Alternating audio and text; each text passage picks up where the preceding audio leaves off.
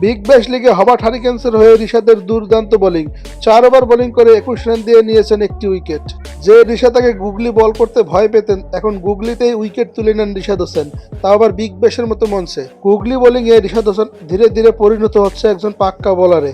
রশিদ খানের মতো গুগলি বল করতে পারেন এখন রিশাদ হোসেন। হবার্ট হারিকেন্সের জার্সিতে বিগ ব্যাশটা দারুণভাবে রাঙাচ্ছেন রিশাদ হোসেন। দুর্দান্ত বোলিং, দুর্দান্ত পারফরমেন্স। রিশাদ হোসেন কি পারবেন বিগ ব্যাশ লিগে সাকিব আল হাসানের রেকর্ড ভেঙে নতুন করে বাংলাদেশি হিসেবে রেকর্ড করতে? কি দারুণ বোলিং করছেন এই ছেলেটা। রিশাদ হোসেনের প্রতি আস্থা রেখেছে টিম ম্যানেজমেন্ট ও অধিনায়ক। পাওয়ার পেলে শেষ হবার পরপরই রিশাদ হোসেনকে বোলিংয়ে নিয়ে আসে হবার্ট হারিকেন্সের ক্যাপ্টেন, এবং বোলিংয়ে এসে দুর্দান্ত বল করে রিশাদ হোসেন।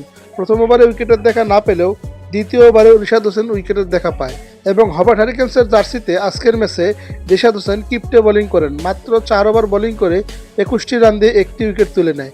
3 ম্যাচ খেলে রিশাদ হোসেন 3 ম্যাচে 3টি উইকেট নিয়েছে। প্রথম ম্যাচে উইকেটের দেখা না পেলেও দ্বিতীয় ম্যাচে 2টি এবং এই ম্যাচে 1টি। 3 ম্যাচে 3টি উইকেট নিয়ে রিশাদ হোসেন এখন পর্যন্ত দুর্দান্ত বোলিং করে চলেছে বিগ ব্যাশ লিগে। রিশাদ হোসেন বিগ ব্যাশ লিগে পুরো সিজন খেলবেন। পুরো সিজন শেষে রিশাদ হোসেন কয়টি উইকেট পেতে পারেন বলে আপনাদের ধারণা? রিশাদ হোসেনদের মতো ক্রিকেটারদের বিগ ব্যাশ লিগে পাঠানোর জন্য বিসিবিকেও ধন্যবাদ। রিশাদের বোলিংয়ে মুগ্ধ বাংলাদেশ।